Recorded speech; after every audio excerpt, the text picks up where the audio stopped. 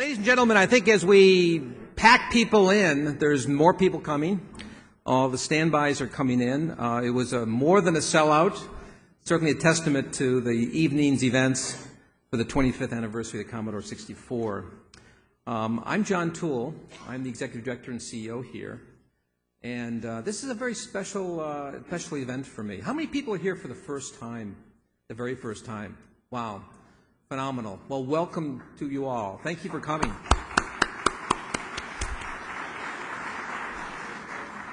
I want to take a few minutes to tell you a little bit about the museum. I also want to tell you how special Commodore is to me personally and the Toole family. And I think it highlights a little bit of what we are all about. I have two boys. Right now they're 29, 31. The younger one works for a startup company in Boston. But when in the 70s, I was in the Air Force. I was an Air Force officer. And, we didn't have a lot of money. We wanted to buy an Apple, Steve, but we couldn't afford it at the time. So guess what? And the kids wanted games, and I said, no, I'm not going to buy you games. That's going to destroy your mind. What a fool I was at the time. But I saw this VIC-20 come on the market. So guess what? I bought this VIC-20. And I gave it to Patrick and my son Tim, and they loved it. And, of course, you know what they did? They programmed games. Perfect. Their career began. In fact, I gave Patrick a call today, and he amazed me because he said the VIC-20 and Commodore was the person who, and he's a computer scientist and business person himself and working for a startup company and all kinds of things. And my other son's in networking, working for Sandia Laboratory. So they turned out okay from an engineer, computer science dad point of view. But I think what was really cool, he said, gee, I learned what multiply was before, I was able to multiply before I even knew what it was. And then he said, Dad, did you realize if you look around today, everybody's doing this streaming stuff. Streaming-based processing is the in thing. And he said, back then, in the 64 and the 20, they were doing that. They were doing it off audio, okay? So the whole concept there, back in those days, was something that was very learned at the time. And kind of what we're all about here at the Computer History Museum is what? To preserve the artifacts and stories of the information age.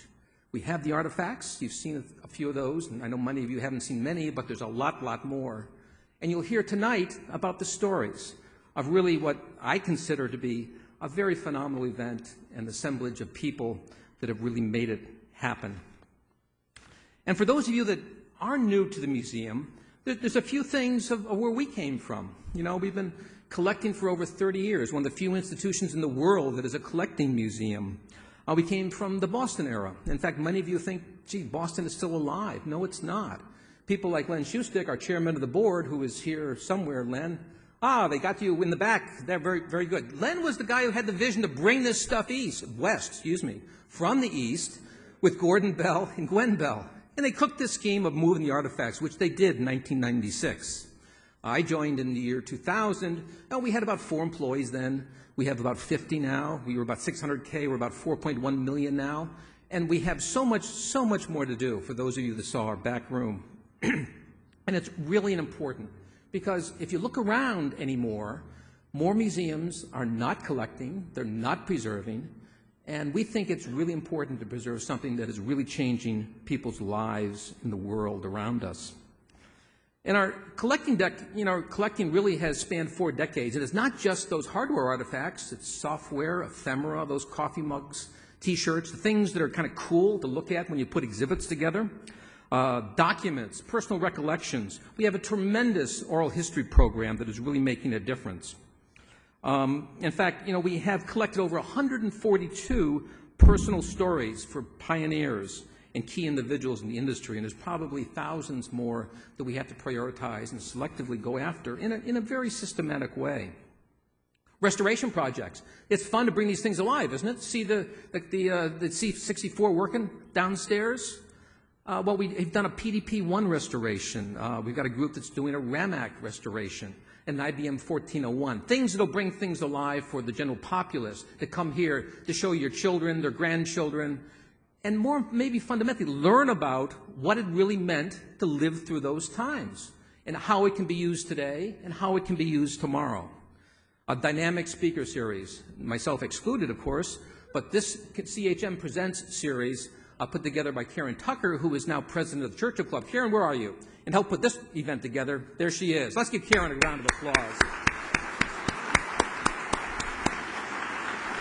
And that's my advertisement for the Churchill Club, Karen, who is a great, great Valley institution all in this area. And we're really happy that the people that are working together so closely to make something very special to us all. A volunteer program. Many of the people you see in the cameras and downstairs, the visible storage, are all volunteers. We've got about 275 active volunteers, about 400. It was really funny. I'm on another nonprofit board, and I said, well, why don't you guys have a goal of, 10x your staff, okay, should be your goal at least to have that many, volunteers, and maybe half of that certainly active volunteers. And I think we've been able to do that because of the dedication and motivation. So that's a call for all of you to become a volunteer and to help us. We have an annual Fellows Awards program which publicly recognizes individuals of outstanding merit who have significantly contributed to the development of computing. You can see the wall of our fellows outside. And we have over 200 rental events, special anniversary celebrations, and other special events. And they're important for a number of reasons. One, they bring people to an institution that they can see what it's all about. Secondly, like this evening, it's a special reunion of people that worked here, that have made a difference, that have really worked with each other. And those stories are important to be recorded and put in our archives for things that are really important. A cyber museum. Bob Sanguadolce is here. So we're building all of this in cyberspace as well. And our physical exhibits are now parlayed out there. In fact, we have a goal just for fun you wouldn't know about. We get about, 500,000-ish hits, in a given year, visits, I should say. Don't nail me for the technology here or the definitions, because that changes too. But we're basically going to double that. And it's probably easy with some very simple ways in which we're going to do it to make this available worldwide, because not only are we an international museum, in fact, we just saved, 7 shipping containers worth of stuff from Germany, brought back to the United States, and is now in our off-site warehouse. But the international part of this is really important, and we think bringing computing history and all that it represents to other people is a way we can do that through our website and through our physical exhibits and through our public programs. And of course, we have an exceptional board of trustees and advisors that work with several industry groups and experts to help us succeed, whether it be 2 groups in software, semiconductors, storage, and many, many other things that we're going to be doing more in the future. And of course, if I didn't mention maybe our most significant project right now, which we're dedicated to, is to open our Timeline of Computing History exhibit. So those of you that saw our back room, which has documents and little artifacts and big artifacts, is going to be cleared out in the next several months, and it's going to be built out to about a 14,000 square foot exhibit, which will be our signature exhibit for the museum, led in part by many of the people that have been contributing worldwide, but Doran Swade, who's a curator, that can come as a guest curator, leading the team of several of the curators, Dag Spicer and Alex Bohanec here, to really put all the pieces together along with our exhibits committee. Is something that I think will really make a difference for posterity. And then our future plans even go beyond that. 5 theme rooms of some of the technology. Someone mentioned to me tonight, a woman introduced herself this evening, and I forget the name, I apologize. But she was really excited. She had worked at PARC, and she wanted to be associated with engineers because of the innovation and opportunity. And I think what we're trying to do is stimulate that same innovation, capture it, and bring it to other groups of people as inspiration, both from the past, the present, and the future. We plan down the road, to be a world-class research center. We have all this material. Now we want to be able to mine it for the things that are the most important to it and move to the future. And, of course, our education program really has just formally started. We just hired our education director, Tim Dirks, who is really going to be leading the charge to make our educational program not only spectacular, but unique. If you think about it, a museum has a unique opportunity for education. We're not just doing curricula. We're not just following orders from on high, the government, and everything else. We can sort of break some of those Gordian knots of education and give people an experience unique and hopefully to facilitate teachers that can really do spectacular things, the people that need the kind of material. We prototyped some of those stuff in the past, and I think that's going to be very, very successful. So before we get started this evening, I want to take a few moments to acknowledge the organizations that have really made tonight possible. You noticed, and I've had many, many comments this evening about what a wonderful reception we had. Well, our lead sponsor, really, and catalyst for this event was Brian Hurley, CEO of Liquid Computing. Brian, would you stand up, please? Where's Brian? Oh, there he is. Oh, here, on this side. Brian, we thank you so much. Liquid Computing has really an innovator in so many different ways, and I'm sure just get hold of Brian and he'll tell you all of those ways. But when my friends from all the laboratories jump on me and they say, boy, this is a really cool set of people, have you met them? I'm really proud to be here, and thank you so much for taking the sponsorship and lead sponsorship role that really has made a difference here. And it's also made possible this evening by a number of contributing sponsors, which include several different people. ATA Ventures and Pete Thomas, a managing partner of the firm, which is a prominent capital investment firm with a focus on information technology. Venn Growth Asset Management and Patty DiPietro, another managing partner, really helped make all this happen, which provides Canadians access to specialized investment strategies. And we're international, by the way, so it's a good thing to have people outside the U.S. Sage Communications, who's done a phenomenal job in advertising, public relations, and marketing for this event, and it's been a real pleasure to work with all of them. Can we give them a round of applause, please?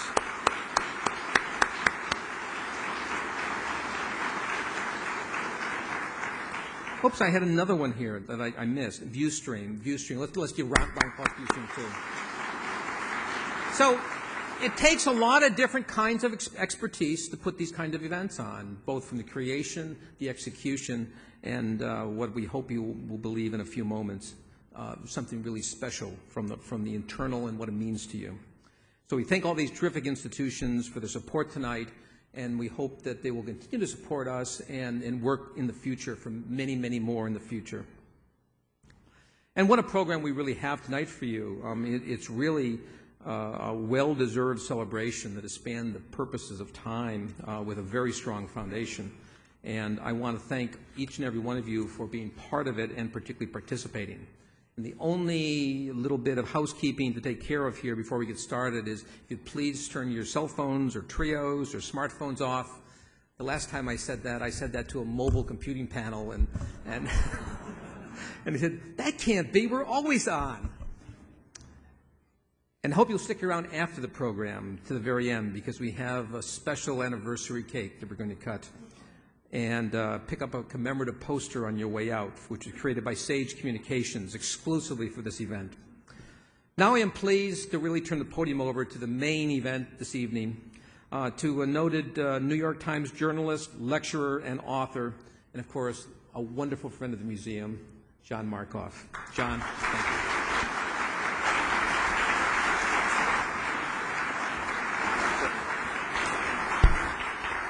Hi, everyone. So we're going to do this in 3 parts tonight. I'm going to talk with Jack initially, and then we're going to bring on this amazing group of panelists we have, which sort of represents the entire personal computer industry, and then finally we're going to open it up to you, hopefully as quickly as possible. Because actually I'm totally sort of awestruck by who's here. Not only do we have a lot of the personal computer industry on the panel, but we have a lot of it in the audience. I'm trying to figure out who's missing. I see Atari in the person of Alcorn here. I see Osborne and Saul in processor tech in the person of Lee Felsenstein. Is there anyone from TI? Anyone from Radio Shack? So we're missing a few. Timex, I guess. If we had those 3, we'd have the entire early personal computer industry. So if I can ask you just for a moment to sort of think of yourselves as being in Mr. Peabody's Wayback Machine, which you kind of are already, so it should be really easy, and sort of dial things back for 25 years, a quarter of a century. I just wanted to sort of give you a couple of sort of data points to set the context, and then I'll ask Jack to come up and we'll talk for a few minutes. So the IBM PC was introduced in 1981. The S100 bus was still very much of a reality in 1982, and we were using computers like my North Star that were S100 based machines. In 1983, if you'll remember, Time magazine named the personal computer the Man of the Year. What you probably don't know is the reason it was the personal computer and not Steve Jobs is because there had been this Time reporter by the name of Michael Moritz that had had a spat with Steve, and in a fit of pique, Time snubbed Steve, so he wasn't the Man of the Year in 1983. And there were magazines like Byte and newspapers like InfoWorld that still thought of this as a hobbyist industry and not a business industry. It was a very different world that we were in. And, you know, one thing that still, for me, you just can't, even with all the excitement and the hype around the iPhone, you know, we went through a half a year of iPhone hype, it didn't touch the kind of excitement and passion that I remember around the West Coast Computer Fair and Comdex. It was just more authentic, and it was much more exciting, and the future seemed to be rushing at us in a real way. So then in August of 1982, the Commodore 64 arrived. It was the third generation of machines from Commodore. It had 64 kilobytes of memory, had 8 hardware sprites, and you could get more in software. And I think they sold somewhere like between 22 and 30. Jack Tramiel. Jack.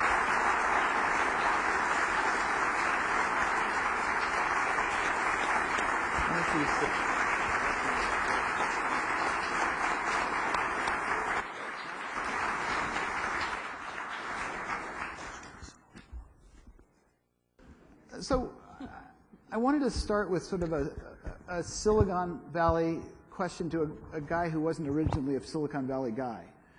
One of the things I've seen that's been written about you is that when you came to America, you didn't go to work for a big company like Sears and Roebuck, although I think it might have been possible.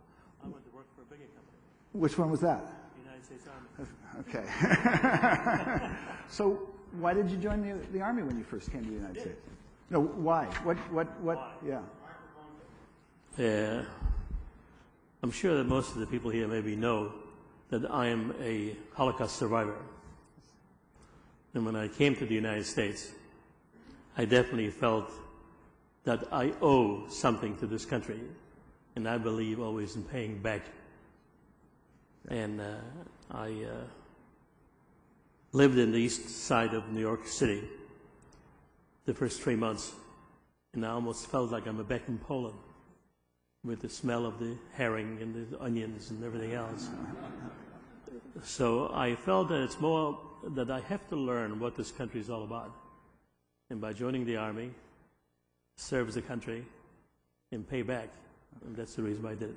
And where did the Army take you? It took me to Fort Dix. And from Fort Dix, I got orders to go to Alaska. And I was already married, and my wife was still in Germany. And I wanted to go back to Germany as a soldier. But the Army is, if you want to go to A, they send you to Z. But I had the chance to meet the commanding general, and I told him my problem that I have. Okay. And he has rewritten the orders, and I was stationed in Manhattan.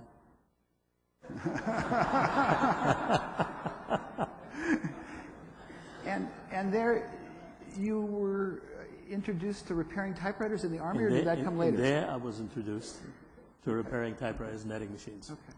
But still, when you got out of the Army, then you didn't go, had you had enough of big organizations? I definitely then went to work for a small typewriter company to do the same thing. So I was working during the day, and at night, because I already had a little boy by the name of Sam, which is sitting here, and I also had to drive a cab during the night to make sufficient money. And after a few months, it came a day like Friday when you're supposed to get paid, and my boss didn't have sufficient money to pay his employees. So I was very surprised, and I went over to talk to him, and I told him, look, if you're in such bad shape because you haven't got enough business, I might get some business for you. He said, how? I said, well, I was in charge of the repairing of typewriters in the First Army, and they may want to outsource some products to you. Remember, that was in 1952. And he says, you can do that? Yes. So I went to my friends in the Army, and I got him a contract for a couple of dozen typewriters to repair. And he came back, and he was shocked that he could get this, that I did it for him. But after about a month, the man never gave me a raise. So I felt very bad, and I told the guy that I'm quitting the following week. He was trying to give me a raise and everything else, but this what made me go into business for myself. Okay. And when you did go into business for yourself, did you start in the United States or did you start in Canada? No, I started on Fordham Road in the Bronx, across the street from Fordham University. Okay. Ah, yeah, I know where that is. Yeah, and they were my first customer of service in typewriters. Okay. Now, I think, as you alluded to, I think many people, you've had more challenges in your life than many Americans. I think most of us here. One of them, which I just learned about, which I think most people don't know about, is you almost died in a jet crash. Did you hear that? I was reading a little bit of background, but it's a remarkable story. I mean, that's true. Would you tell that story? I mean, it was a literal jet crash. No, in Commodore, we had a plane which was called the Pet Jet. And Helen and I and 6 other members of Commodore went from New York to California. We made a stop to pick up some dealers in Chicago. And from Chicago to San Jose, the plane started smoking. And all of a sudden, there were no brakes, there was no radio, and the smoke started to get very black. And a Frontier airline heard a signal of some kind, and we landed in Des Moines, Iowa. And when we got out, after a few minutes, the plane blew up. And you landed after the runway, from what I heard too. The plane went off the runway on. Yes. Yeah. So it was. Yeah, I have 9 lives. And which one are you on now? Oh, 2. Another story I was hoping you could clear up for us tonight is the story behind choosing the name Commodore, because I read different explanations. How did you come to the name? Army, again. Okay. I wanted to call my company General, but there are so many generals in the United States. General Electric, General Motors, all kinds of generals. Then I went to Admiral, and that was taken. Yep. So I wind up in Berlin, Germany, and we were in a cab, and the cab made a short stop, and in front of it was an Opel Commodore, and that's the way I got the name. That's good. Now, another in my little bit of background research, you're well known for the statement that business is like war. Yes. But what I discovered, you also are well known for saying that business is like sex. So which is it? It's both. It's both. It's war and it's fun. Let's focus on business as war. Right. Don't you want to speak about sex? Maybe later. Okay. Where did that come from? What? Well, you know, I traveled quite a bit around the world, and I found out that the most successful countries, right, are approaching business like war, especially like Japan. You dare to win. As soon as you have your wings down, right, you lose. The important thing in business, many young people which are here, right, you have to be your biggest competitor. Not somebody else to compete with you, but you have to compete with yourself. If you have a product which is very successful, you have to think immediately, what is the next one? How can I do it better? And this, to a certain extent, was the success of Commodore. Now, that that interacts very well with sort of the nature of Silicon Valley, which is all driven by Moore's Law. You bought MOS technology very early, reasonably early on as you made this transition. When did you sort of, was there a point at which you got the connection between sort of the falling cost of devices because of Moore's Law and your own business strategy? I mean, they were sort of... That was strictly help from Texas Instruments. Okay. In the form of, they started it. Is that what you mean? No. I sold my editing machine company, and I got into the electronic calculators, and then to handheld calculators. And I was buying my chips from Texas Instruments. And I was doing extremely well. And the Texas Instruments decided that this is too good of a business to leave it only to one guy. And they went into it also. And they slowed down the shipments to me. Really almost cut me off. And believing that business is war, right?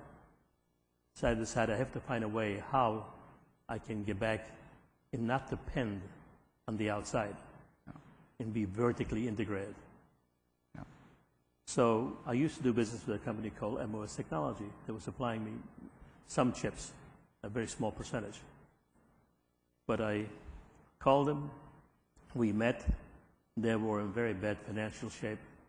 They were losing $100,000 or $200,000 a month, and they needed help. And I decided to buy that company and turn it over to become strictly a Commodore supplier. Yep. Except some companies like Apple, we will supply them a little bit. And you never, well, so I wanted to ask you about that. Now, so there was a period when you were supplying what fraction of Apple's 6502 processor? I really don't know, but I know that we gave them a few for free. But you never played the game that TI played with you? No. Interesting. I don't believe that. Yeah, interesting. But in buying MOS Technology, you met this guy by the name of Chuck Peddle. Yes. And he came to you with this idea of the microprocessor. Yes, what happened there is they were losing a lot of money because they had about 100 or 200 jobs from different companies to develop product, and they did not get paid in advance. And that's the reason they were more interested in the engineering than in making money. They thought it comes from heaven or something. So when I had them come into my office every half hour to explain to me what they're doing, almost the last one which came in was Chuck Peddle. And he showed me a product called the Kim. The Kim was a board, a PC board. Mm-hmm. If you attached the keyboard and the television, it was actually a computer. And he told me that the idea what he has to integrate these three pieces into one box, and it can be a computer. He says, I would like to continue to do this, but you have to move me to California. And I did not know that much about computers. Yeah. But my son, Leonard, which was going to graduate school in Columbia in astrophysics, he knew something about computers. So I asked him to come to Valley Forge. He looked at the product. He told me how fantastic it is. So I gave Mr. Peddle 6 months to come up with a prototype. And if he does, right, he can stay on. If not, goodbye. And 6 months later, we went to a Chicago Winter Electronic Fair, and we showed the product. It was an unbelievable success. So it's the Personal Electronic Transactor? Was Yes, that what? yes. Where did that name come from? From Peddle. Ah, okay. And at that point, did you have the vision of home computing? What No. was this? What did you think the pet would be? A product that I can sell. Very honest.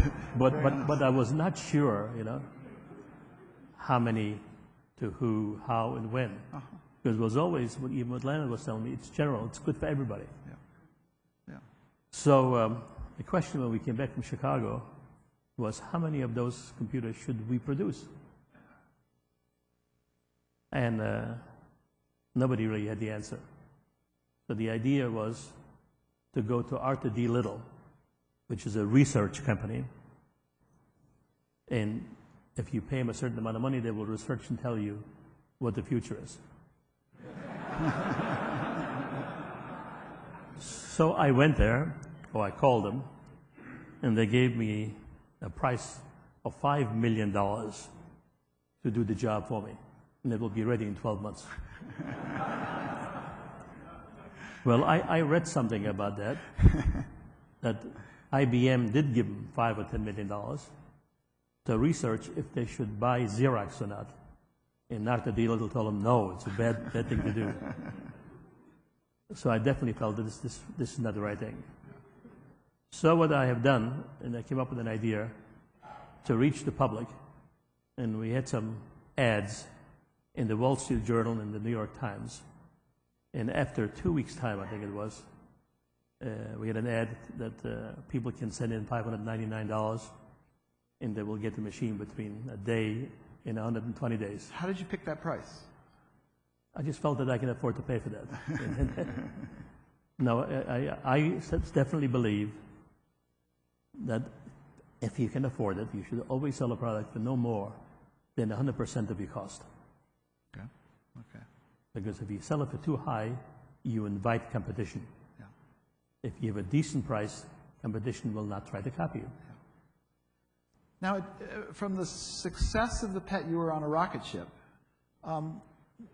Tell us a little bit of, did you spend time trying to create a corporate culture? There are lots of stories about how tough a manager you were. Did you think about sort of, there was this term Commodorians, for example, the people who worked for you. Did you think about sort of what it was like? The same way as I was trying to produce good computers for low prices, I was also trying to produce millionaires. Okay. I think I produced more millionaires in our company than anybody else. I wanted to be, it should be a family. Everybody should work together. And my personal job was not to tell them how good they are, but to tell them what they're doing wrong so they can improve. We live today in a different world. Oh, you did such a good job, my God. Well, this is interesting. I mean, what's your view of a company like Google, for example, who seems to be... Google is not making a product that's strictly innovation, and they need to tell people how good they are. Okay. It's a total different kind of product than hardware. Okay. I wanted to ask you about, did you use Microsoft Basic ever, or did you use your own Basic? No, we used Microsoft Basic. You did? Okay. What was it like to do business with Bill Gates? Easy. Okay. He was... He came to see me to try to sell me the Basic. Uh-huh. And he told me that I don't have to give him any money. I only have to give him $3 per unit. So, yeah. And I told him that I'm already married.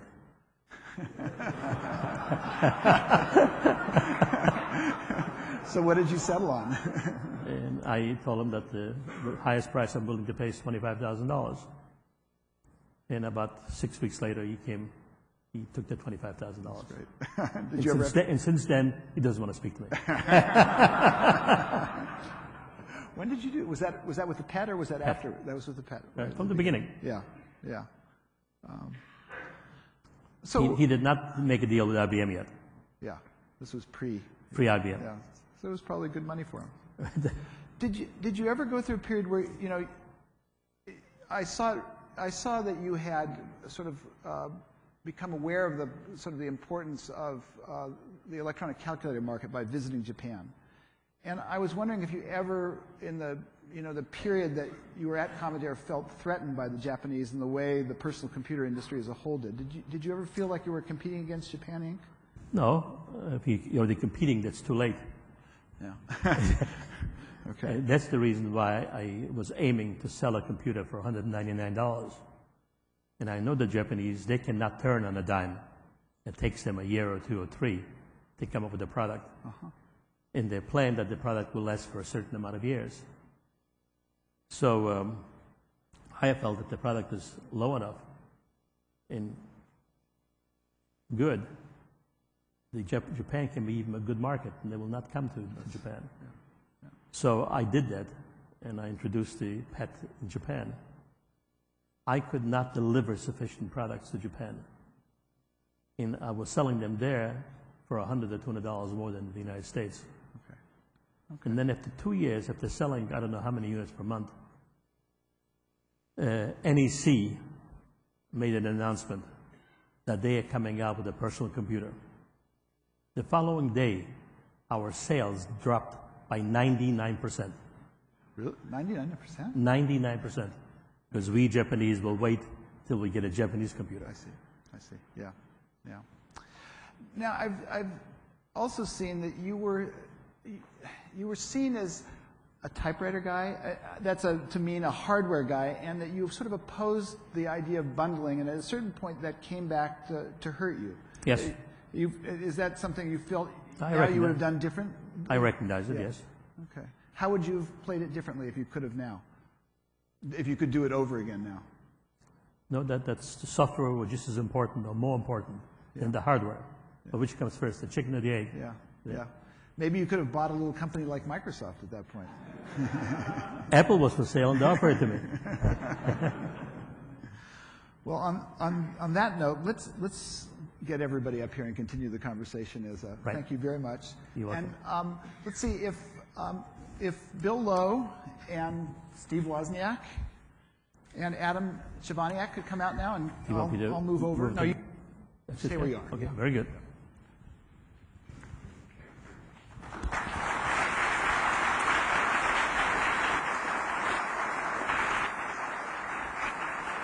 Yeah.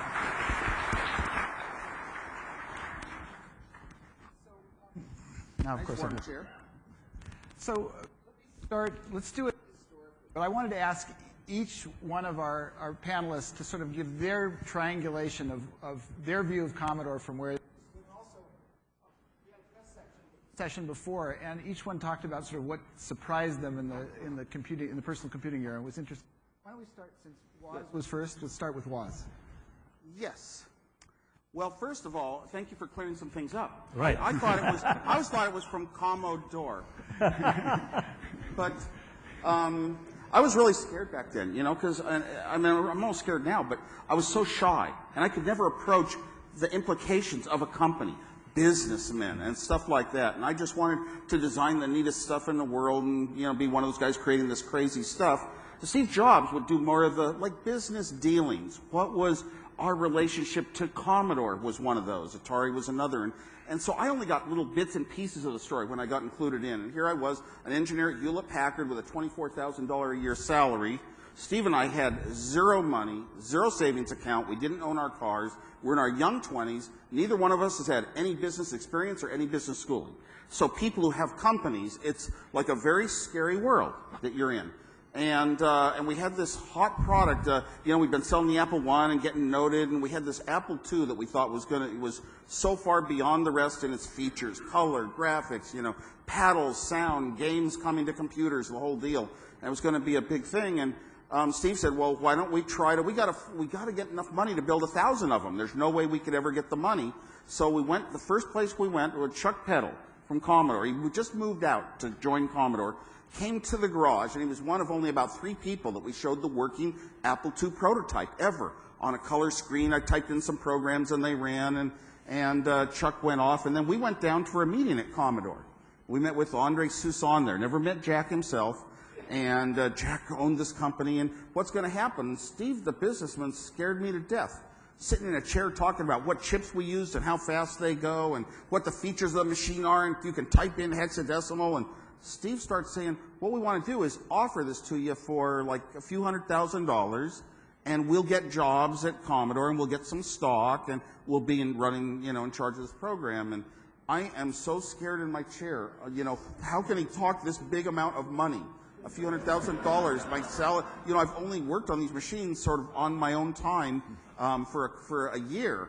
And it was, so here he was taking the big step. And we got turned down. Basically, we were told that Commodore decided to basically build a simpler, lower cost, black and white only machine without a lot of the pizzazz of the Apple II. and they would do their own. If they could do their own in a short enough time, and that was a better course for them to take. And that was our near encounter with you. And Atari, we also tried to sell it to. Went over to Al Alcorn's home, and I see him, there he is. And I went over to his home and showed him the Apple II on his projector and TV. But Atari had their hands full with the first home Pong game. That was going to be a big deal for Atari, big money, big move forward. And so they had their hands full, and they also took their time and waited to get into the nice little color home game machine. But it's nice to be in all this company tonight. And that's a starting story.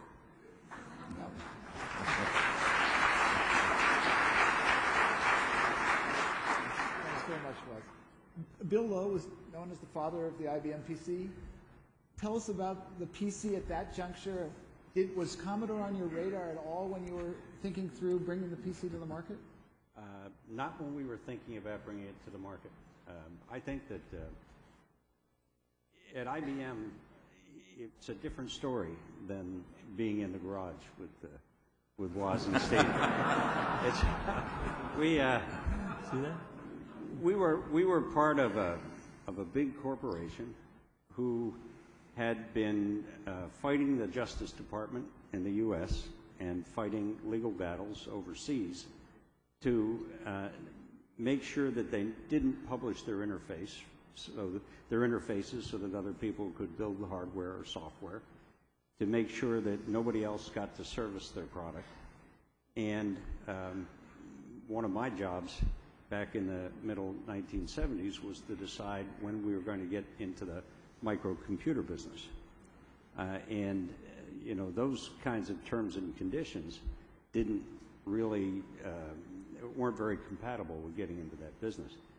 So frankly, the thing that my team was able to accomplish with Frank Carey's support was to put together a very different business within IBM. But then I would say when you were bringing the Commodore 64 out, probably my biggest management challenge was managing IBM, because when that product took off, the IBM sales force wanted to sell it. IBM wanted us to use their technology, and we had started by using, Intel technology and other people's memory in order to get some affordable technology. And so we had a lot of challenges. One of the challenges with Bill Gates was when IBM changed the design point for OS/2 and wanted to bring all the dependent displays into the OS/2 business, which, Bill had 110 programmers. We had 13,000 working on migrating those dependent displays into OS/2, and it didn't make for the best of relationships. One of the things that, when we were talking earlier downstairs, a story that I always like to tell, though, that came out of that period in the late 1970s, when I was trying to convince IBM that we should do a micro-based machine. A fellow on my team by the name of Bob Wolfson introduced me to Ted Nelson, who was the son of Celeste Holmes. And Ted had this view of the world, which I thought was remarkable and that IBM should understand. So, I brought him to a meeting in Atlanta. We had about a dozen IBMers all wearing ties. I'm the only one here wearing a tie, of course. That's a hangover. But Ted did the most amazing thing. He showed up without a tie, and he made a presentation with an overhead projector. There were no PCs, obviously, then. But the presentation were pictures of him retrieving data from computers in the middle of the jungle, retrieving data from computers on a beach. And his message was that where the industry was going was to a point where everyone could get any information they wanted or needed anywhere they were in the world at any time. And I'll tell you, that's natural today, but think of that back in 1978. And what he was saying was you should use that as a technique for evaluating any new developments to determine how important those developments are by just judging their contribution to that overall direction. And I thought that that's something that really struck me then, and that I've always valued things with since then. Thank you. Adam Shabaniak, who came to Commodore before Jack Tramiel left, stayed afterwards, and was crucial in leading the design of the Amiga, which was the 4th generation machine. Yeah, I joined Commodore about a year after the 64 was launched. And as the 64 was selling in the millions and then tens of millions, they then gave me the task of the next product. And we didn't have a processor roadmap. We didn't have any operating system that was extensible. We didn't have anything. We had to start the machine from scratch. And we had 18 months to do it. So we put together a small team. We acquired some technology from the Amiga Corporation when we acquired that company here in Los Gatos. We acquired a Unix operating system from the UK, and we actually pulled it off. In 18 months, we built the whole machine, including the custom chips to go in it, and launched it for the Christmas of '85. And the surprise to me is that even a decade and maybe longer after that, that technology still stood up to anything that was in the marketplace. Someone suggested there was an interesting story about acquiring the chipset of the Amiga. Is there a tale to tell about? Well, the Amiga company, as it was then, was going around the computer shows displaying its technology. And the heart of the technology was the graphics chipset and the sound chipset that they had. And that's really what attracted us, because that would cut a lot of time off our development process. So we went out there and finally saw these guys, and the chipset actually consisted of suitcase-sized breadboards in 2 big suitcases. And the challenge was to actually take those suitcases and convert them into something that was real silicon. And we did that with the help of the team at Amiga and the guys at Commodore. So, Jack, is there a right answer to the number of 64s that were sold? Well, I remember selling about 480 to 500,000 computers per month. You see? And when I left in '84, definitely everything slowed down because I left. But it's true, it did slow down, didn't it? It did slow down pretty dramatically. Right, but then I understand that we sold about between 22 million and 30 million units. And some people have suggested it may be, is it the best-selling computer? It was. It was. Is anybody, how many IBM PCs were sold, Bill, do you know? I think it's about half of that. Really? So it may, Apple II's was, do you know? We were the best-selling computer in the world, I think, up through part of '83, as I remember. But and then I think Commodore surpassed in '83. First hit $1 million. Yeah, but, they hit $1 $1 billion in revenue. And No, but there's no question that they made much more money. Well, we had a philosophy: build a computer cheaper, lower cost to manufacture than Commodore, like the PET, but sell it for 3 times more because we wanted to build a company that would be around a while. But no, actually,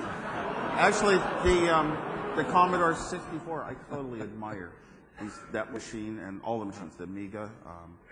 so were there, as a designer, did you ever take apart or look closely at the Commodore, and was there a real difference in design philosophy, but your design philosophy as an Apple designer and theirs? No, we really didn't think that much about it. We had our own marketing. So we took apart the first PAT and just looked at the chips inside. And, okay, they used dynamic RAM. Good thing they didn't do what all these hobby computers did and use static RAM. And just looked at the parts and pretty much came up with, well, the chip cost should be about the same as what ours is, but we don't have to supply a TV. Use your own. And Jack, I heard that there Well, we also had TV in the PET, the first machine. Yeah, the PET was built-in TV. We didn't have to build one in, so we saved a little money that way. Right. Except the customer did.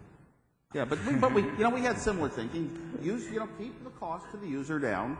Your home TV is free was one way we did it. Also, cassette tape drives. Use your own cassette tape drive from home. Everyone could get one cheaply, and that was mass storage in the early days.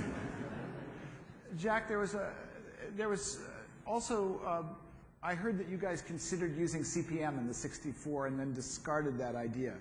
Do you think that if you had used the CP/M operating system, it might have, it sold really well, but would it have given it more headroom or perhaps allowed it to go in a business direction that it didn't go? It could have, but we decided, like I said again, to have it out that fast, because to me the most important thing is to be there first, get the market, and when you have the machines out there, the software will follow, and you get a name.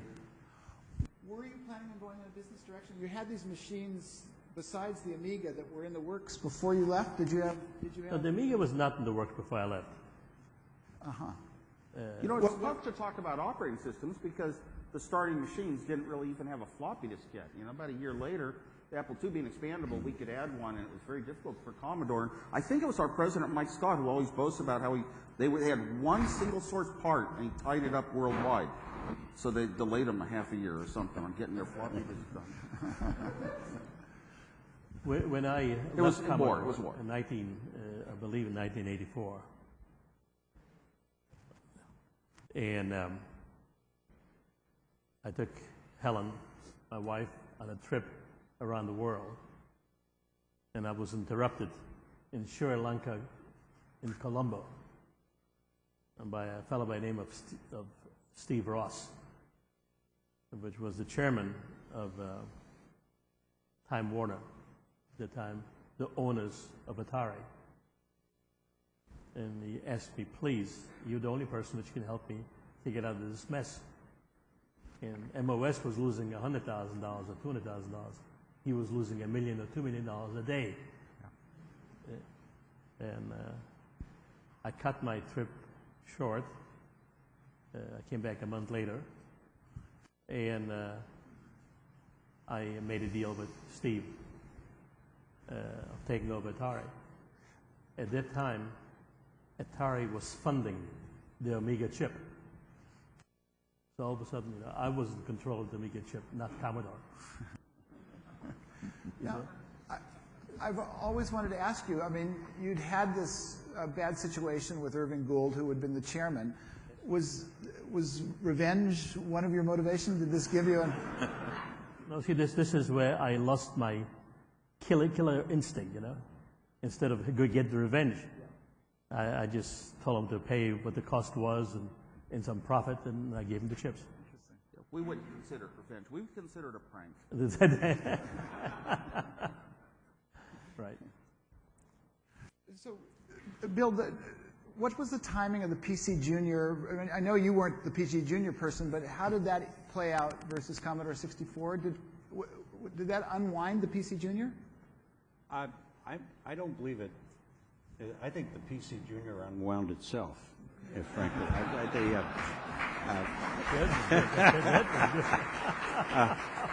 I think there was a basic flaw in trying to artificially limit the performance in a product and bring it to market at a different price, and it was a big mistake. Frankly, it just the original plan had been to have a second generation PC within 2.5 to 3 years, and that isn't the direction that the PC group took it. And then, Adam, talk a little bit about the interplay between the 64 and the Amiga, and could that have been handled in a cleaner way, and would it have made a difference for the Amiga if there had been a better roadmap? There was really no interplay. There were two completely different technology directions. So as I said, we had to start the Amiga essentially from scratch. We couldn't do that on our own in the time frame. So the attraction was the chipset that Jay Miner had designed at Amiga, and bringing that in-house with everything else that we had was our way forward. And even then, I mean, one of the things we struggled with is getting the application software written for the machine. That was a really, really tough task. And in the long run, it was probably the thing that worked least well for the Amiga. I wanted to ask you from this vantage of history about the price wars in the personal computer industry. And if you could have gone about it again, you took the low road. It was incredibly successful. Ultimately, it wasn't. Would you have managed the price stuff differently? I don't think so. It'll come. I don't think so. Can you hear me? Yeah. Can we get? But today, the world is totally different. We have a company called Taiwan Semiconductors. that anybody can go there, right, with the design and make the chips for a very decent price. When we were manufacturing the 6502, right, we were the only ones. There was one more other company which was making it. If I would have bought these chips from someone else, right, I could never come up with a price of $199 because I had to plan what kind of yield I will get from that wafer in time to come, and take a loss from the beginning. You see? So I had to plan, being such a good engineer as I am,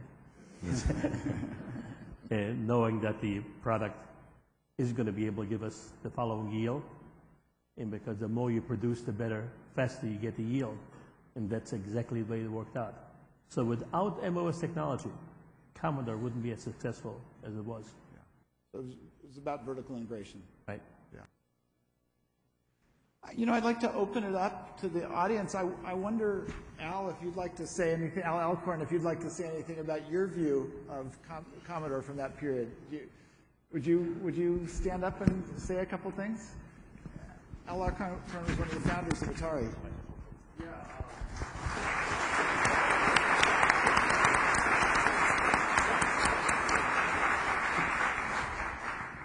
I think there's a microphone. We were really focused on doing video games, and we really kind of were late. We were late to that. Al, there's a mic. Yeah. We were at Atari. We were really focused on video games, as was said, and so we were really late. We really didn't see this. We originally came up with a project of the Atari home computer to try to get Steve from stealing our employees, and it took off. And then Jay Miner did the chip for our thing, and went on to do the Amiga chip, one of the greatest chip designers ever. So we wanted to avoid competing with Commodore because they're a price. Jack's right. I mean, we just didn't want to be down there at that market price at all. We never really did very well with made a lot of money off the personal computer. Was there a time where you could, I mean, I think there was a show, the show you referred to where the 64 was announced, where the price was just sort of unbelievable to the industry. Do you remember that? That was in Las Vegas. It was in Las Vegas. No, that was something we wanted to stay out of. But I do remember the 6502 microprocessor was quite the thing, and we used that in the original Atari game. That was in the Apple II. Right. And I remember one of the West Coast computer fairs, the guys from MOS Technology were there handing out parts. Had a barrel of these things, and that was really impressed, I think, everybody how low-cost processors could be. Yeah. I mean, they were the Commodore compared to the Intel with the high-price stuff. So yeah, that was quite a show. Jack, do you remember that the jar with the 6502s in it at the West Coast Computer Fair? I wasn't there, but I believe it. Because I was just reading about this, and apparently they wanted to make it it looked like they were getting a lot of yield, and so they had a whole jar for them. And the dirty secret was the ones down at the bottom didn't work. Yeah. And I remember when MOS Technology was up for play, and I tried to get Atari to buy the plant, and Manny Warner said, no, you got enough trouble over here. So Jack got it and did very well with it. Yeah. Okay. I'm going to ask people to come to microphones in a second. I wonder if Lee Felsenstein is here too. And Lee, do you want to, before we open it to the crowd, Lee, could you talk about competing against? If we could get it, why don't you come up to the microphone? Lee was the designer of the Sol, the processor tech, and Osborne 1. Right. All of which lived in the 8080, the Intel and Z80 environment. And the cultural divide there was a sort of self-protection. We looked at the PET and said, 6502 machine, not important. We sold 12,000 Sols, That was quite something. And in a way, that really was a kind of way of burrowing your head in the sand, which we did. We were very good at that. As far as, I never considered that certainly processor technology was competing with Commodore, because it seemed like you just couldn't do that. The price point, we were selling Sols for $2,000, right? And PET was, a tenth of that. So the best you could do is to just sort of wave it away and say, oh, they'll just sell to their market, we'll sell to our market, and we'll pretend like it's not going to have any effect on us. Okay. Thank you. So, Jack, I could ask, you know, between the Apple world and the Commodore world, in terms of the user base, did you guys see different cultures? Do you guys have a different answer to that question? Was there a Commodore culture of users, and was there an Apple culture of users, or was it? I think it was. How would you describe the differences, Jack? I only know the Commodore culture. You know, I used to travel around the world and go to computer clubs, and there were many young people which could afford to buy the product. And then there were these high-class people which bought apples. I did too. I traveled the world at the same time to computer clubs, continually, computer club, because that's where we came from. And I love those people. And yes, so many of them, especially the younger ones in high school, had the Commodore 64s and spoke of them. And I said, oh, because you couldn't afford an Apple. Well, yeah, they'd like the bigger Apple, which was expandable, but they'd say, but you can do this and that and a few things on the Commodore that you can't do yet on the Apple. So but the enthusiasm in the people is what was important. They were very similar. The same people that, you know, basically wanted an Apple would love a Commodore 64 if they had to, and vice versa too. I mean, they loved their machines, and I never saw anybody comparing, oh, you only have a Commodore. Never heard that once in my life. I think they were actually much more similar. They were two different groups of people, maybe a little bit in terms of just how much money they could afford for the computer. But they were similar otherwise in what they were trying to do and what they wanted and loved. We made machines for the masses. They made machines for the classes.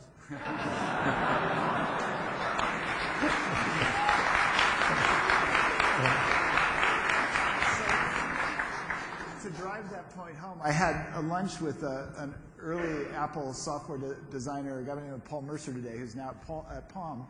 And Paul was one of those 12-year-olds who talked his parents into getting him an Apple II instead of a Commodore. And the way he did it, his parents took him to the bank and co-signed the bank loan to buy the Apple. So I guess it's some kind of an object lesson. There's no problem. I meet all these people that run companies that talk about how they used Apple IIs when they were young, and not that many that came up on the Commodore 64. So there might be a distinction there. I don't know. But so, Jack, were you ultimately planning on going in a business direction? There were two machines that were on the drawing boards. Yeah, I was planning to go in the business direction. So you didn't have you saw that as a market that was... Oh, yes, it was a different market. Yeah. And you just didn't get to. No, I wasn't there long enough. Yeah, yeah. Did you ever patch things up with Gould, or what? Did you ever patch things up with Irving Gould? No, we just had different opinion how to run a business. Yeah. And there's no question, like saying again, I left, and the culture stayed with me, and he was trying to change it, but it didn't work out. Yeah. He went through a series of CEOs very quickly, I think, after. Whatever, it didn't work out. Yeah. Question? Yeah. And please feel free to come to the microphone if you. So this entrepreneur stuff, you know, kind of risky. I thought maybe we'd ask each of the panelists to tell us a scary story. When were you really scared? Maybe. Boy, at Apple, we were never scared. I think Commodore was probably the same. It was just a revolution. Incredible how many of these machines were being bought and where the world was going. Anything you designed that plugged into your machine was a safe bet, and you'd sell a ton of them. And it was really further along when we decided to build newer machines and go into newer markets, compete with IBM, that we, you know, had some failures, but really not scary. Jack, were you ever worried? Worried about? Well, your business. I was always worried. So this is the reason why I'm talking about business as a war. You constantly have to be worried. When you're satisfied, close up. Yeah. More like Steve Jobs. He was that way. Boy, you got to do something in the next 6 months, or IBM's going to be breathing down your neck. Yeah. Right. At IBM, being as much of an entrepreneur as you can be within that organization, you become terrified at different times. I mean, when we started, we had an agreement that we could get all our technology outside. By 1983, we were using more memory than the rest of IBM. And so it was declared that we had to go inside, and that we had a mechanism to test outside prices and be guaranteed the same price from the inside. After a year, that went away because IBM couldn't match the outside price. We were part of a large corporation where, we had sort of a nuclear submarine in the Navy of battleships. And one of the biggest issues that IBM had with its large customers is we always told everybody, we can do everything for you. But the customer would look at us and say, yeah, but your different architectures don't work any better together than your products with other people's products. And so the idea came up in 1985 for something called Systems Application Architecture, where IBM said it would put a PC and OS/2 in front of every product in the product line, and that was going to solve the architectural crack problem in our overall offering. All that did is take down OS/2 and our relationship with Microsoft. So the problems that you run into trying to be an entrepreneur within IBM are significantly different, but just as terrible.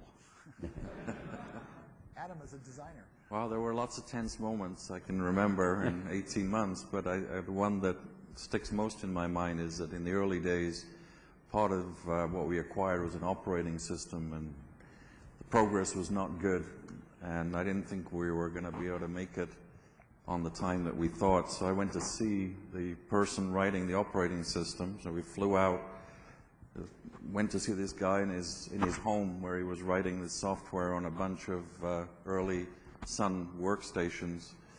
And he had about 4 or 5 Suns and a big cage with a rabbit in it. And he spent a lot of time talking to the rabbit.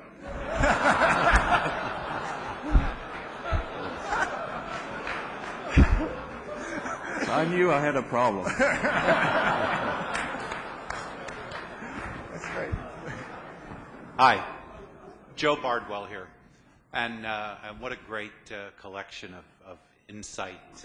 It brings back memories. But my question is, in the era when products like the Franklin Ace was a ripoff of the Apple system, and of course there was the gray market for all the IBM equipment, did Commodore have any challenges in the knockoff market? No, we did not. Was there a reason? I don't know, maybe because it was very inexpensive. There was no margin for those guys. It was.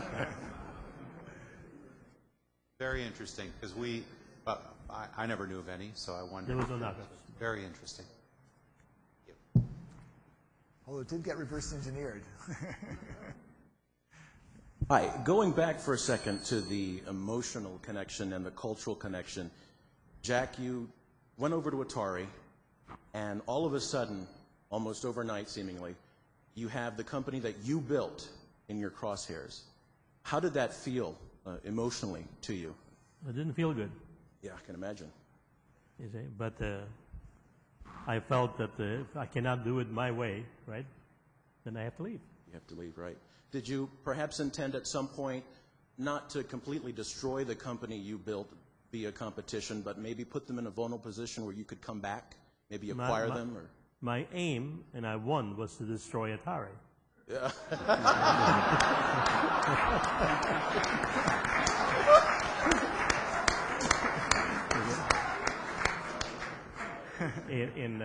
When I came in, I realized that they did a very good job. Thank you very much. Yes. Hi, my name's Nate, and I have a question for Jack. I'm curious when you're going to publish your memoirs, since you've been kind of private about your life.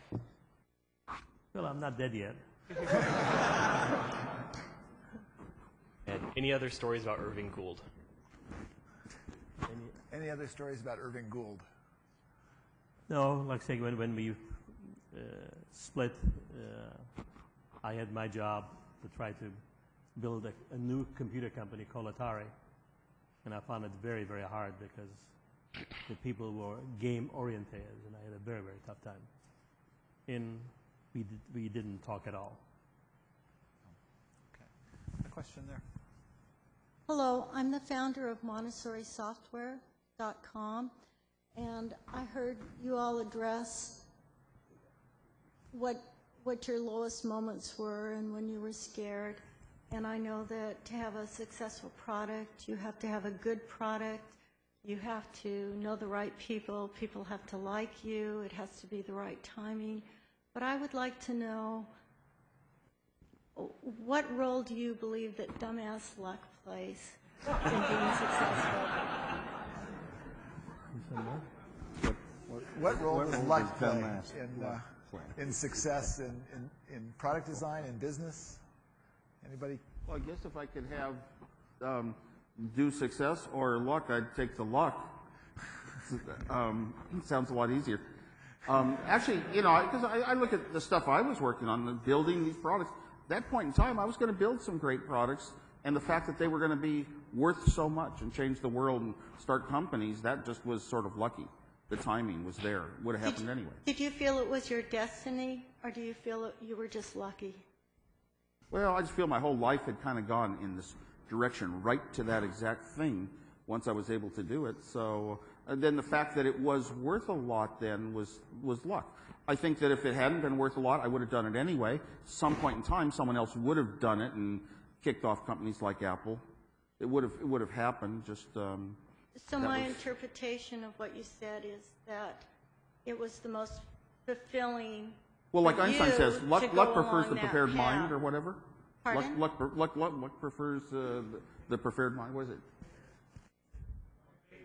Favors the prepared mind. So, you know, so it was a combination. You can't do it without skill. You got to have a drive. You got to have goals, and you got to have the abilities that you can solve that goal, even if you've never done it before. You can build those devices or bring them to the world. You got to have that kind of belief. And as far as how much it's worth, if small computers had still been too expensive, nobody could ever afford them, nobody ever wanted them, I wouldn't be up here. You'd never hear of me. So there was some of that was just chance of history and time and other technologies and everything going on in the world. To What me, it about was the very rest important. of you folks? Go ahead. To me, it was very important to Thank have you. respect for the customer, for the consumer, and to give him something what he might enjoy. But as far as luck is concerned, the harder you work, the more luck you will have. Thank you. And the more persistent you are, I believe, or dedicated. May I hear from the rest of you? I think the persistence word is vital. I mean, I don't know if it's luck, but persistence is absolutely necessary, and without that, you can't win. I agree with dedication. Thank you. Jack? I have to reflect on people who I've worked with who have felt that they've had bad luck. And I honestly think that the key is to deal with data and information. I like persistence, but I think there are a lot of, using almost your phrase, half-assed assumptions that are made that aren't based on information, and it gets interpreted as bad luck. Intuition? No, I'm really not saying intuition. I'm really saying just there's usually information available to substantiate or support or disprove what you think is the right thing to do, and just making sure that you gather that information makes your luck. Yeah, and I could add a little comment on the side of bad luck. It's on the luck side, but I worked for a company once, and they had the most incredible talent and computer. They had designed and built a medium-scale computer and had the operating systems and the languages and the applications and the hardware, and a recession came, and they went bankrupt. So they did. You can do a lot of great stuff and have bad luck. I'd rather do whatever and have good luck. I understand that a lot of good products don't make it. Thank you, sir. Thank you. On this side. Yeah, this question is for Jack. I'm Jim Collins. I once owned a Commodore P128. And I don't know if anybody in the audience knows about it, but I love that computer. Yes. And you also had a P256. Yes. And you came out with them in 1983, if I recall. 93? 83. 83, yes. And I was wondering, why weren't they successful? Why didn't... Because it looks to me like we were very much dedicated to the consumer, not to business. And that was more, right, a stronger, more capacity computer. Yeah, the 128 meant 128K. Right. So we did not put that much emphasis on that particular machine. Yeah, But it was a good one. I had that in my office. Right. And it was better than the IBM. It was better than the Apple at the time. Yes. And, you know, I mean, and it was cheap. If we would have more customers like you, we would have continued. I just wondered, and it didn't seem to be pushed. And I guess you've really answered that question. You didn't think it was worthwhile. It didn't fit your business strategy Model, right? Our capacity of chips, we only had so many, right? We had. That's true. Right. Yeah. And that's the reason why. Yeah. But it really roared. I'm sorry. It looked like an apple. That's the reason why I stopped making. And it had it had curves, and it was very stylish. You see that? Oh my God. Good evening. When I'm at these kind of events, I always like to compare the old and the new ideas. And there's all this history going on here. And there was, you look back, and there was this excitement. There was this great excitement about all these computers that were coming out, and people were kind of dividing themselves. It was kind of like the religious, classical religious war. You had the Apple people, the Commodore people, the IBM PC people. And today, there's not that same kind of devotion to any specific platform. Except the Macintosh, of course. But computers are much more powerful, but they're also kind of more generic. They're kind of, there's not any one brand that really prevails. But computers can do much more, and yet there's not that same kind of excitement, that same attachment to the computer. The computer is not as personal as it was 25 years ago. So I just wanted to kind of ask all of you broadly, how do you feel about the PC industry today? Do you feel it's better to have the sort of world we have now where everybody's kind of a player, but it's just kind of all scattered around, or is it better to have, you prefer the way it was back then, just kind of your perspective on that? Right. Jack, can I ask you what kind of computer you use today? Dell. Bill. Well, what I think of when I listen to that question is what my kids are doing. I have a 12 and a 14-year-old who both have Apples. and they, my 14-year-old did her 8th grade speech that she won an award with on Steve. and how he had taken calligraphy when he went to college, and that added to the design of the fonts on the Macintosh, and and all that sort of stuff. But what I really am impressed with is how the kids are using the computers, and it's not every now and then. It's daily to do things that my older kids, I have another set of kids about 20 years older than these, were not able to do when they were growing up. And it makes a big difference. And I think it's because of what all these people have done. On this side. One thing that hasn't been mentioned yet is the demo scene that was started up by the Commodore 64. Jack, specifically you, are you aware of the sort of artistic merit the artistic potential that was embedded in that machine when you released it? And what did you think? Are you even aware of some of the visual and audio artistic works that were created for the C64? Yes, I was, because I was traveling to different countries, to different places, to different organizations. I've seen them.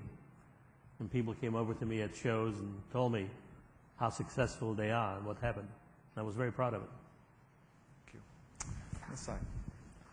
I have two quick questions. I'm wondering if you could discuss why it took the IBM industry so long to catch up with the C64 when it came to, games. I mean, I grew up, I think I got my first computer when I was in third grade, maybe second grade, and it was the C64, and we had all these amazing games, and IBM took years and years. I think the C64 was still selling as of like 1988, 89 even. That's question one. Question two is, apropos of those games I used to play, including games on the Apple, educational software back when I was a kid was fun and, heaven forbid, actually educational.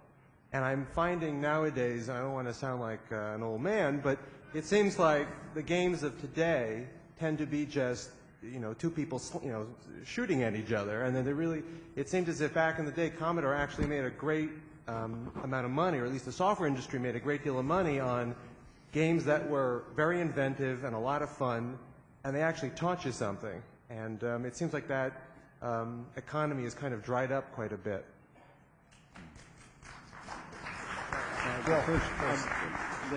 The first part on why did it take IBM so long, I think there are two answers, and I don't want to be too flippant with the second one, but it played a big role.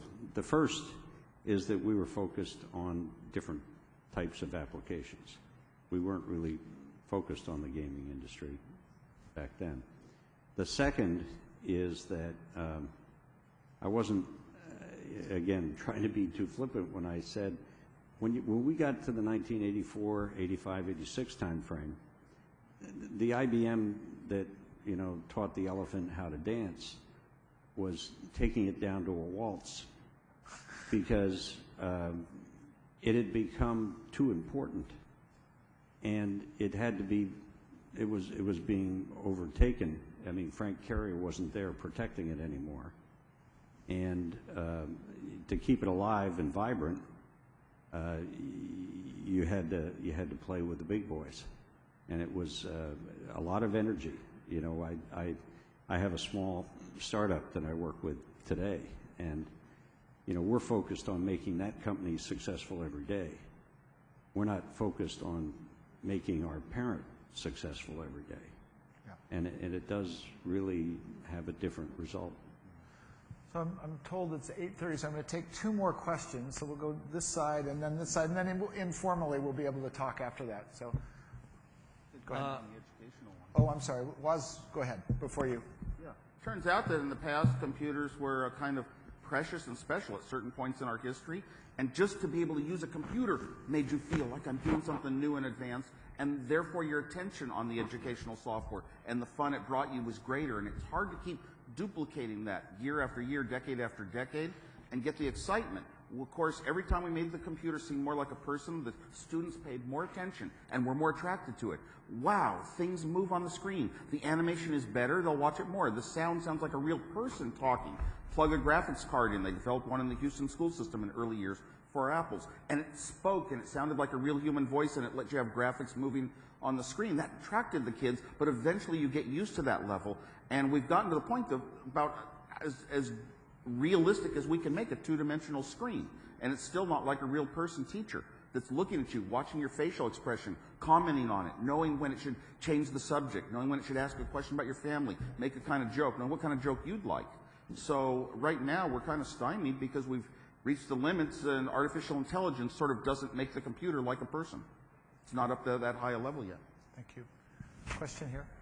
I've attended 2 strong research universities in EECS. I didn't do any of the strong research, but I've been steeped, and we all have, in all the things that they did coming through the 70s and the 80s with ITS and Scheme and architectures and all this stuff. And there's the legendary story that Steve Jobs went down to PARC and came back and said, holy crap, we got to build one of these things. But how aware were you guys when it came to making products about research in computer science and in architecture?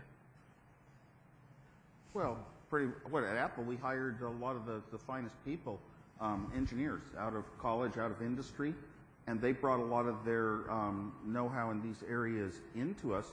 We weren't actually looking to design processors. By this time, we just analyzed that the world had a lot of chips were going to be produced by a lot of companies, and that we were going to take it from the step vertical integration above the chip level. Before we started Apple, companies like Hewlett-Packard, every single division of Hewlett-Packard had its own chip-making facility. So it could make chips with a little bit of a specialness in the process that would give them a competitive advantage. But those days were kind of by. It's like all the chips we would use were being made by enough companies in the world now that, you know, exploring that type of research we didn't really need to do. Jack, what was your view on research? What was your view on basic research in a computer company? Not much. But we did spend about 5% of our sales for research. Yeah. And because we were in the semiconductor business, and that required research. And the computer itself was always planned around the chip. And we planned the chip what we wanted to do and how we want to make it. Were you aware of Xerox PARC? You were out in. Were you aware of Xerox's Palo Alto Research Center during the late 70s after they invented the Alto? Yes, I was. Okay. Yeah. Right. One last question. Yeah, there was mention about, this is weird hearing my voice over this thing, but there was mention that the sort of attitude that computer clubs had has died off, and I don't think that's true. I think the open source movement has really encapsulated that. And I'm a Linux kernel engineer. I work on the real-time project, inspired by, originally by Commodore machines, and originally born and raised on Apple IIs and Macintoshes as well. And explicitly to get real-time graphics from Silicon Graphics back in the day to get frame-locked video.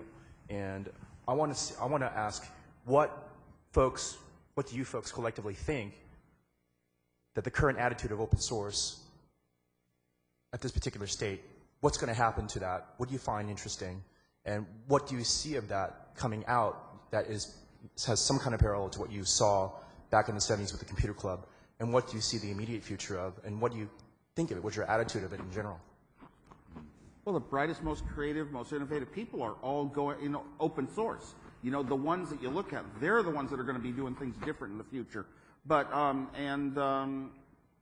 they're doing it mostly because it's sort of a social good. We're creating things that really let people take their own knowledge and know-how a little further. You aren't stuck with a product that you can't modify and add something you would have liked in it. So it's like really motivated by, we're going to be good. And that usually applies to, young people who are more idealistic in the percentages and all that. And where it goes, I don't know. Look at how many companies, though, are just building all their entire products all on everything open source.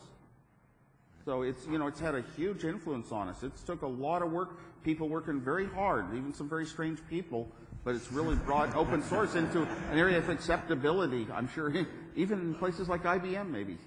Very much so. Very much so. Yeah, very much so. And So, Apple.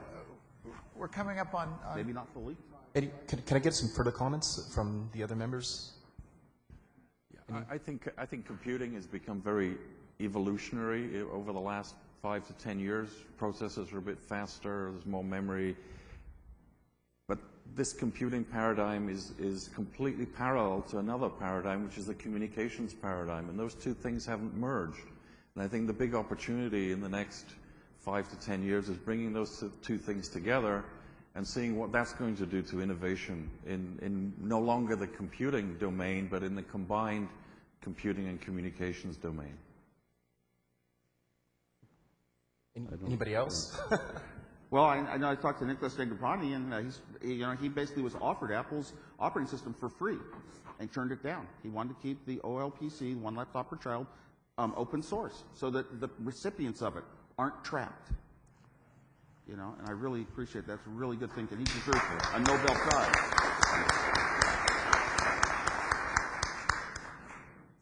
So thank you. I'd like to thank our panelists. Now, actually, I think Brian Hurley of Liquid Computing is going to come up and close the evening. I think there's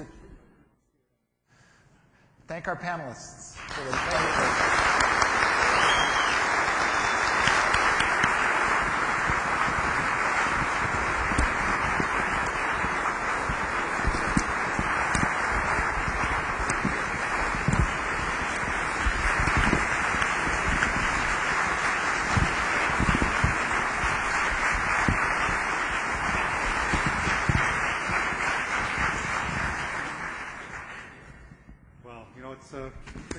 three really important innovations since the world's been born, right? We've had fire, the wheel, and personal computing. You're going to say cake. And I think it's a great honor that we've had these four founding fathers of the personal computing revolution come here and spend time. It's really been a great honor. I'd like to thank you for taking the time. I'd also like at this time to invite Jack and Adam to come down and cut a anniversary cake celebrating the 25th anniversary of the Commodore 64.